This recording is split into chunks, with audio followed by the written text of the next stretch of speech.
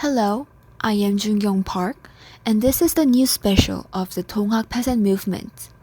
We searched about the Tonghak Peasant Movement and found out what meaning does the Tonghak Peasant Movement have until now.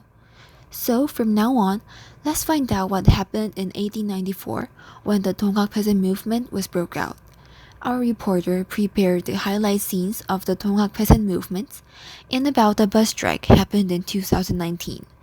Now, let's see what is so important about those two incidents and how they are linked to each other. The Tonghak Peasant Movement was a peasant movement that began in 1894 in Jeollado.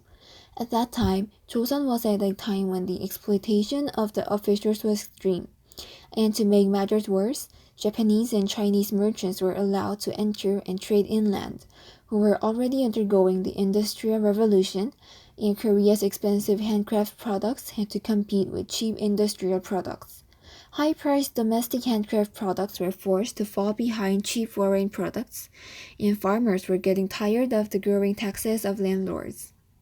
At last, the farmers of Kobu, Jeollado, led Chun Bong-jun to rise up a peasant uprising. The farmers dismissed Jo Byung-gap, the governor of Kobu, who had been taking excessive taxes and building Mansokbu, and dismissed after receiving a promise from the government to punish the officials and prevent foreign merchants from infiltrating the area. But it was reorganized due to the government's tonghak and oppression of farmers by Lee Yong-tae. The incident that followed was the first Tonghak peasant movement. The first Tonghak peasant movement took place in Jeollado, with Chun Bong-jun and Son Hwa-jung at the center. Later, the peasant army won against the government army in Hwangto-hyun and Hwangyongchon and defeated Jeonju Fortress, the main building of the king, where Gyeonggi-jeon, the royal seals of the Joseon dynasty, was kept. Jeonju is the largest city in Jeolla province, also it's Korea's largest granary.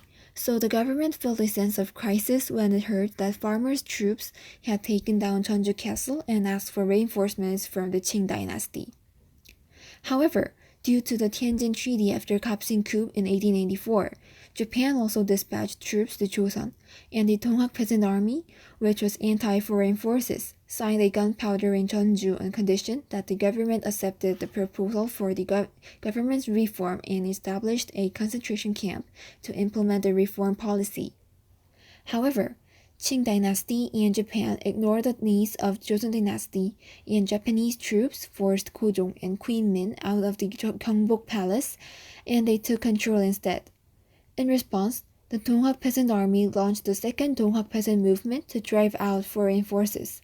However, the peasant army was much weaker than Japanese armed force equipped with new weapons, and eventually lost the Battle of Ugumchi and arrested the leaders of the peasant army, including Chun Bong-jun, Son Hwa-jung, and Kim Kye-nam. Although the Tonghak peasant movement did not succeed, it was an incident in which the peasants, who were then the ruling class, directly confronted by the tyranny and injustice of the ruling class. The peasants called for reform against the unjust status system and the exploitation of the ruling class, and tried to prevent foreign aggression with their own power. This affected the subsequent of capital reform, which greatly helped the implementation of modern reforms. I think the Tonghak peasant movement is an event in which farmers or small citizens have achieved results in conflict with their vested interests. It can be judged that at the time, the government was carrying out policies that were damaging to farmers, and that it was not making any efforts to govern in the direction the people wanted. And as a result, the wrong decision to attract foreign troops has resulted in further putting the nation's situation in trouble. This made me feel that the government should not try to handle things arbitrarily, and that it should carry out policies with top priority on people's thoughts and people's interests. Also, I think it is another example of the public's emphasis that if they want social reform, they should come forward and speak out. As such, our forefathers have been moving to make changes by actively engaging in what they feel is unfair.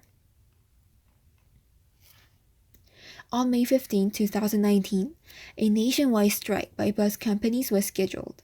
The bus drivers claim the government's budget and policies on the bus businesses were so far are insufficient, citing reduced wages, complaints about the 52-hour work week, and the deficit of the bus company. The 52-hour work week was reduced bus driver salaries and reduced overtime work hours due to the higher than base salary system.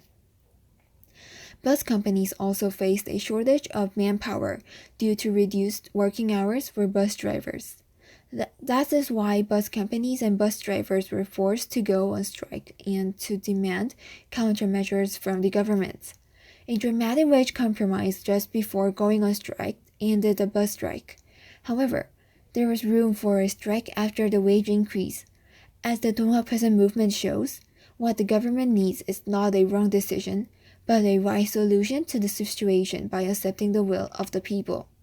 And not only the government but also the people should come forward first.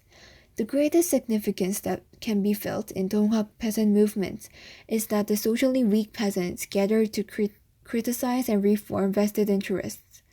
The socially disadvantaged can become strong when gathered. Our ancestors showed through Donghak peasant movements that the weak can be strong enough if they gather together and join forces. The fact that uniting makes you strong does not change in modern times. Even now, the people can unite and correct the wrong direction of vested interests. I think this bus strike is in the context. At present, the compromise between the government and the bus company has ended, but it is uncertain when this conflict will occur again. If there are conflicts between the government and the people again, I think the people should step forward with our forefathers and make efforts to correct the wrong. Before history shows that the weak are the most effective way to beat the strong.